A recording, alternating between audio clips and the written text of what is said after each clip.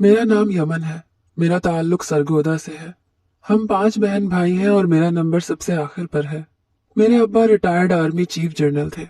Army अफसर होने की वजह से वो बहुत खूबरू और सोबर थे।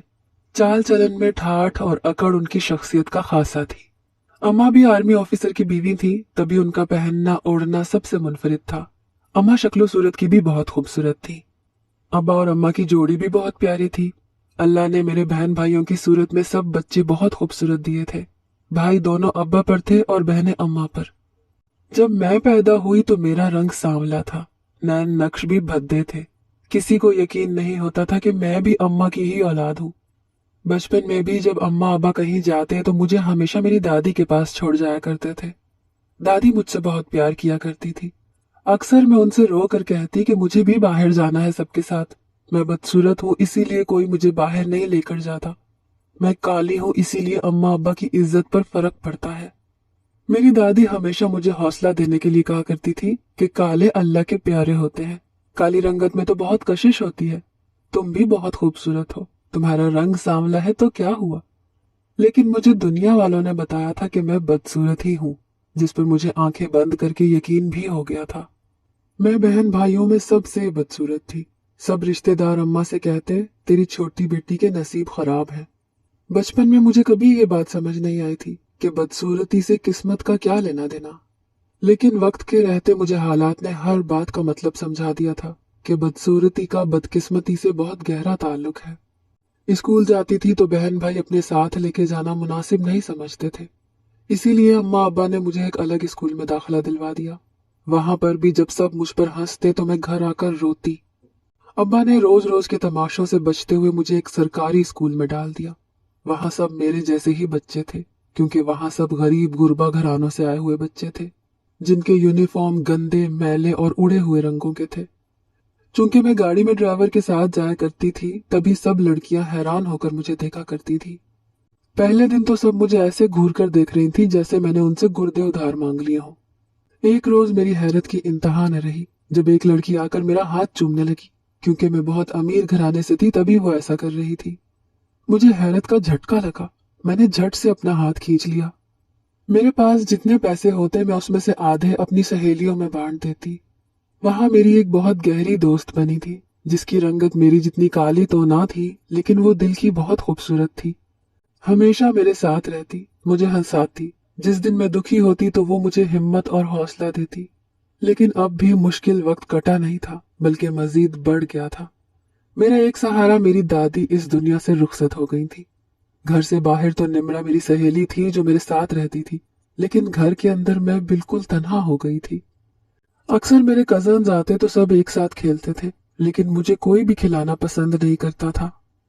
लड़के क्रिकेट खेल रहे होते और मैं पास से गुजर जाती और फिर इत्तफाकन कोई हार जाता तो उसका कसूरवार भी मुझे ठहराया जाता कि मैं बदबख्त हूं इसीलिए ऐसा हुआ है।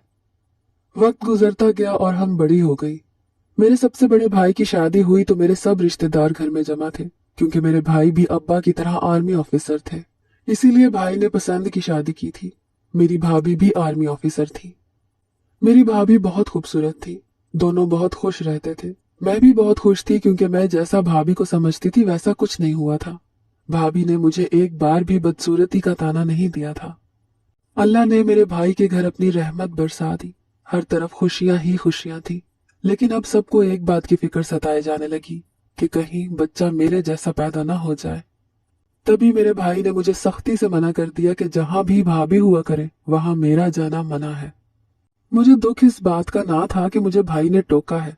मुझे तकलीफ इस बात की हुई कि भाभी ने भी एक बार भाई को ऐसा कहने से मना नहीं किया था, जैसे वो ये सब चाहती हो कि मैं उनके सामने ना आऊं।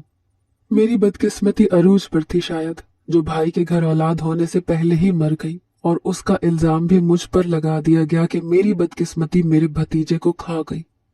हर वक्त का रोना धोना ये तो जैसे मेरा मुकद्दर बन गया था। अब तो भाभी की नफरत भी खुलकर सामने आई थी। हर वक्त के ताने देना, हर वक्त की झिक झिक, ये सब रोज का मामूल था, और अब मुझे इन सब की आदत हो गई थी। मेरे सब बहन भाई ब्याहे गए थे सिवाय मेरे। रिश्तेदार घर आते तो अम्मा अब्बा के कानों में बातें डाल जाते कि कौन इसे ब्याह कर ले जाएगा, ये तो काली भी है और फिर इसके नसीब भी तो कितने स्याह हैं। सब अम्मा अब्बा को कहते कि आपकी ये बेटी स्याह बख्त है। क्या काली रंगत स्याह बख्ती की इलामत है? मैं कभी जान ना पाई। बहुत से रिश्ते आते और देखकर इनकार करके चले जाते। अब तो मुझे भी उम्मीद खत्म हो गई थी कि मेरी शादी भी होगी कभी।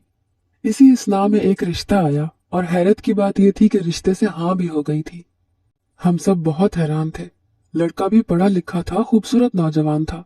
लड़कियों की उसे कमी कहाँ होनी थी, लेकिन फिर भी वो मुझे पसंद कर गया। ये सबसे ज्यादा हैरत अंगेज बात थी। सब बहुत खुश थे। मैंने भी अपने तमाम तर वसवसों को पीछे धकेलकर अब खुश रहने लगी थी। हमारी मंगनी को 4 महीने का वक्त गुजर चुका था। अभी तक सब हैरान ही थे, लेकिन हम सब की हैरानगी ज्यादा वक्त तक कायम न रही। जब उसने मंगनी के 4 महीनों बाद मुझसे मेरी तमाम जायदाद में से कुछ हिस्सा अपने नाम करवाने का बोला। ऐसा नहीं था कि वो अमीर घराने से नहीं था, लेकिन कुछ लोगों की हवस कभी खत्म नहीं होती, और ऐसा ही उन लोगों के साथ था। जैसे जितना भी पैसा इकट्ठा किया होगा वो सब इन लोगों ने कब्र में साथ लेके जाना है। पहले पहल अब्बा ने जान छुड़ाने के लिए ये फैसला लिया कि वो मेरी तमाम जायदाद में से कुछ उसके नाम कर देंगे, लेकिन मैंने सख्ती से मना कर दिया कि अगर ऐसा हुआ तो मैं अपनी जान ले लूंगी। अफसोस रिश्ता टूटने का नहीं था, अफसोस अब्बा की सोच पर था। मेरी रूह कांप गई जब अब्बा ने मुझ पर यह इल्जाम लगा दिया कि मैं बाहर किसी लड़के को पसंद करती हूँ, इसीलिए इस रिश्ते से इनकार कर रही हूँ। जब एक इंसान पढ़ा लिखा होकर भी ऐसी जाहिलाना बात करे तो उस इंसान पर नहीं, उसकी पढ़ाइयों पर अफसोस होता है। ऐसे ही 2-3 बार रिश्ते हुए और लालच की जद में आकर टूट गए, और हर बार इल्जाम मुझ पर ही लगाया जाता कि मैं मनहूस हूँ। अब तो मनहूस लफ्ज मेरी जात के साथ साथ मेरे नाम के साथ भी जुड़ चुका था कि मुझे मजबूरन अपने अब्बा का नाम खुद के साथ से हटाकर यमन मनहूस लगाना पड़ा। मैं अब सब चीजों से थक गई थी। हैरानगी की बात यह थी कि अभी तक जिंदा कैसे थी। ताने बर्दाश्त कर करके मैं भी पत्थर की हो गई थी। अब मुझ में दिल नहीं रहा था, ना सोचें थी। अब घर में जो भी काम खराब होता था मैं खुद उसका सब जिम्मा खुद पर ले लेती थी। वक्त के साथ साथ एक बात जरूर समझ आ गई थी कि खुद पर हर इल्जाम लेना किसी के लगाए गए इल्जाम से हद दर्जा तकलीफदेह होता है। अब मैंने अपनी तकलीफ कम करने को यही हरबा इस्तेमाल करना शुरू कर दिया था। मेरे 2 चाचू जिनके बेटे मुझसे बड़े थे, अब्बा ने उन दोनों के लिए मेरे रिश्ते की बात की, लेकिन दोनों ने ये कह दिया कि वो मुझ जैसी कलमुही से शादी नहीं करना चाहते। मुझे उनकी बात का दुख ना हुआ, क्योंकि जिनकी ताउम्र मुझसे ना बनी थी वो मुझसे सारी उम्र कैसे बना के रखेंगे। अब तो चाचू लोगों के बेटों ने भी इनकार कर दिया था। अब तो पीछे कुछ ना बचा था। लेकिन एक चीज जो बेचैन कर रही थी वो ये कि अम्मा अब्बा में पेचीदगियां बढ़ गई थी। अब हर वक्त दोनों के कमरे से लड़ने की आवाजें आती रहती। एक रात मैं सोई हुई थी कि प्यास की तलब से मेरी आंख खुल गई।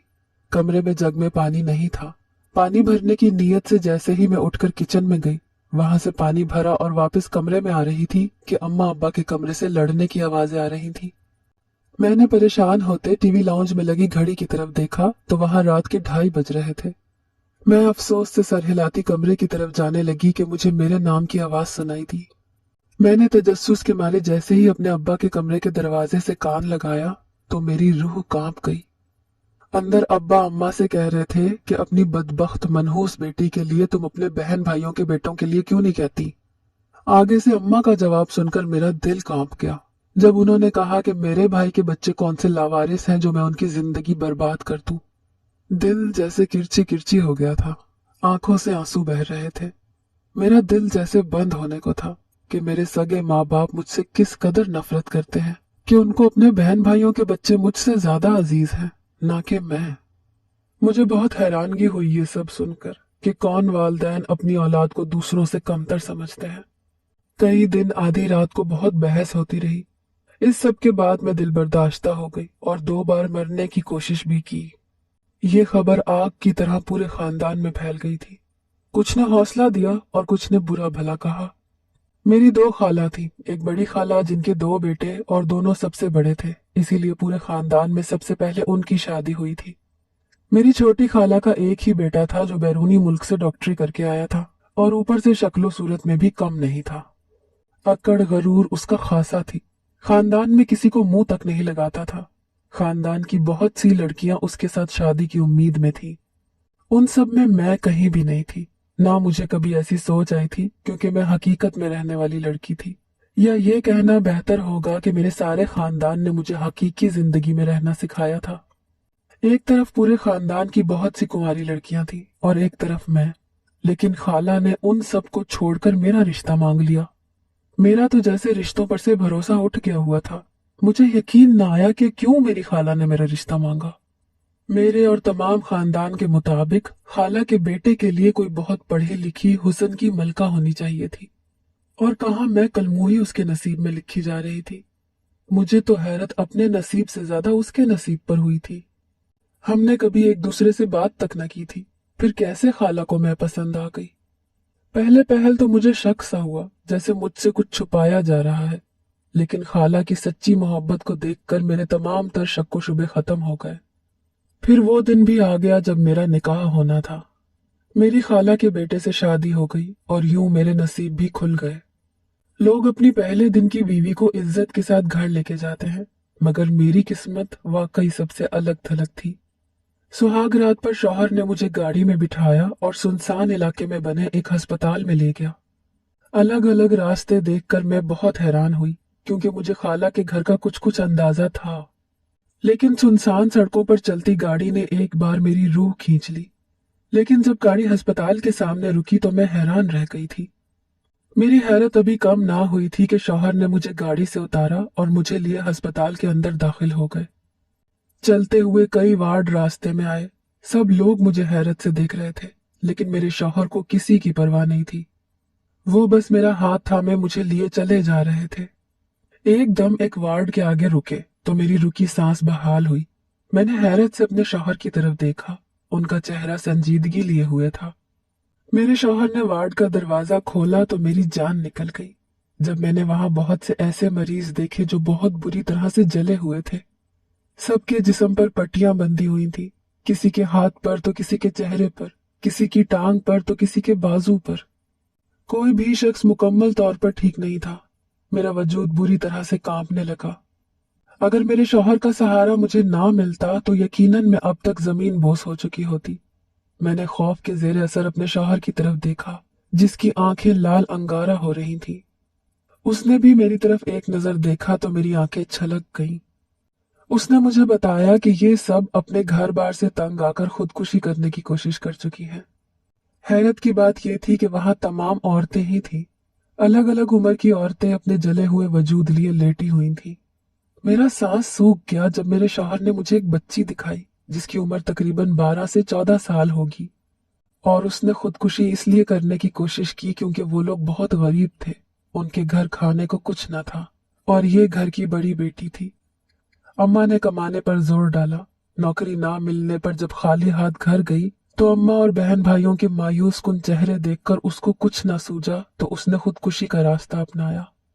फिर एक बेड के पास लेकर गए जहां एक जवान औरत लेटी हुई थी, जिसका आधा चेहरा जल चुका था, लेकिन आधा चेहरा बिल्कुल साफ था, और साफ चेहरा देखकर मालूम होता था कि वो बहुत खूबसूरत रही होगी।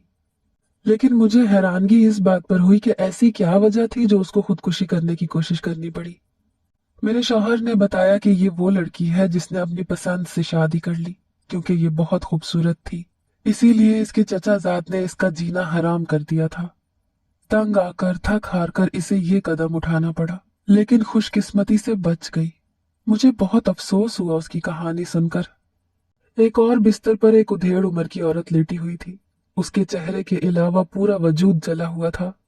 मेरे शौहर ने बताया कि ससुराल से तंग आकर इसने तंदूर में छलांग लगा दी थी। मुझे तो झटके पर झटका लग रहा था। मैं हवन्नक बनी बारी बारी सबकी कहानी सुनती जा रही थी। मुझे समझ नहीं आ रही थी कि मैं किस किस को हौसला दूं, जिन्होंने अपनी जिंदगियां बर्बाद कर ली थी। मुझे बहुत दुख था, लेकिन मैं खुद हिचकियों के साथ रोने लगी। मेरे शौहर ने मुझे संभाला और मेरा हाथ थामे मुझे वार्ड से बाहर ले आया। मैं अभी तक हिचकियों से रो रही थी। उसने मुझे कुछ देर मेरे हाल पर छोड़ा और खुद बाहर कहीं चला गया। मुझे समझ नहीं आ रही थी कि मैं क्यों इतना रो रही हूँ। आने जाने वाले लोग मेरी तरफ हैरानगी से देख रहे थे। मुझे इस सब से कोई फर्क नहीं पड़ रहा था। थोड़ी देर बाद मेरे शौहर वापस आए और मुझे पानी की बोतल थमा दी। मैंने पानी को मुंह लगाया और सारी बोतल पी ली। मेरे शौहर उस वक्त भी कुछ नहीं बोले। फिर मुझे सहारा देकर उठाया और मुझे अपने साथ वापस अस्पताल से बाहर ले गए। गाड़ी में बिठाते ही उन्होंने गाड़ी चला दी। गाड़ी अब रंग बिरंगी गलियों में से गुजर रही थी, लेकिन मैं बगैर आवाज के खामोशी से रस्तों की तरफ देख रही थी। मेरे शौहर ने एक जगह गाड़ी रोकी और मुझे नीचे उतारा। पहले तो मुझे समझ न आई कि मैं कहाँ हूँ। फिर जैसे दिमाग ने काम करना शुरू किया तो देखा कि मैं अपनी खाला के घर हूँ। अगला हैरत का झटका तब लगा जब घर के दरवाजे से लेकर मेरे कमरे तक का पूरा रास्ता लाल गुलाब से भरा पड़ा था। हर तरफ फूल ही फूल थे। लाल पत्तियां नीचे बिखरी हुई थी। पूरा घर रोशनियों से जगमगा रहा था।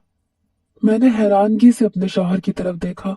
मेरे देखने पर उन्होंने मेरा हाथ मजबूती से थामा और मुझे आहिस्ता आहिस्ता अंदर की तरफ ले जाने लगे। कमरे के पास जाकर उन्होंने मेरा हाथ छोड़ दिया। मैंने जैसे ही कमरे का दरवाजा खोला और अंदर दाखिल हुई, कमरे में जाते ही मेरे होश उड़ गए। वहां हर तरफ रंग बिरंगी खुशबूदार मोमबत्तियां लगी हुई थी। कमरा भी लाल पत्तियों से भरा हुआ था। ये खूबसूरत सा कमरा, साफ सुथरी सी सेटिंग और सोने पर सुहागा इतनी मेहनत से की गई सजावट कमरे को चार चांद लगा रही थी। मेरी आंखें फिर से भर आई। मैंने अपने शौहर की तरफ देखा जो हाथ बांधे मेरी तरफ ही देख रहे थे। लेकिन मुझे इतना यकीन था कि उनकी कोई ना कोई मजबूरी जरूर थी जो उन्होंने मुझ जैसी से शादी की। ये सोच आते ही मेरी तमाम खुशियां खत्म हो गई। मैंने उठकर कपड़े चेंज किए और आकर खामोशी से सो गई। ना मैंने अपने शौहर से कोई बात की, ना उन्होंने कोई बात की। दोनों अपनी अपनी जगह खामोश थे। अगले कई रोज ऐसे ही गुजर गए। लेकिन शादी के बाद न जाने ऐसा क्या हुआ, वही लोग जो मुझे बदसूरत और मनहूस और बदनसीब कहते थे, आज मेरी तारीफें करते नहीं थकते थे। मुझे अक्सर ऐसा लगता कि शायद ये सब पैसे का कमाल है, लेकिन पैसा तो मेरे पास भी बहुत था। फिर ऐसा क्यों हो रहा था, मेरी समझ से बालातर था। एक दिन थक हार कर मैंने अपने शौहर से मुझसे शादी करने की वजह पूछ ही ली, जिस पर पहले वो हंसते रहे, फिर मुझे नरमी से पास बिठाया और अपनी कहानी सुनाई।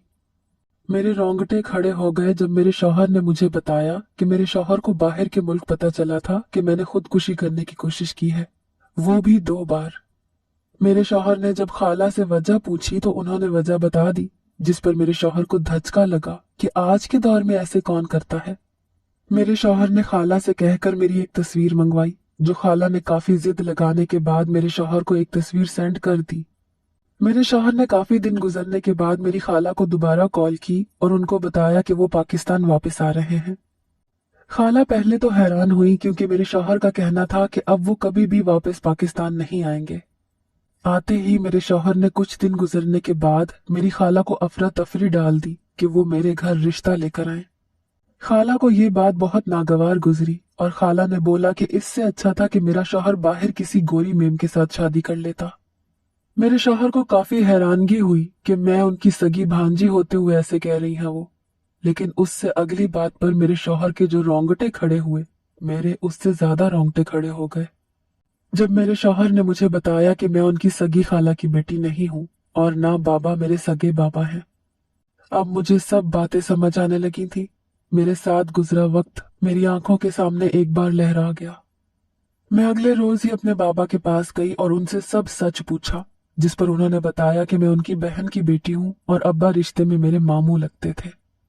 मेरी फूफो ने पसंद की शादी की थी जो कामयाब ना हो सकी।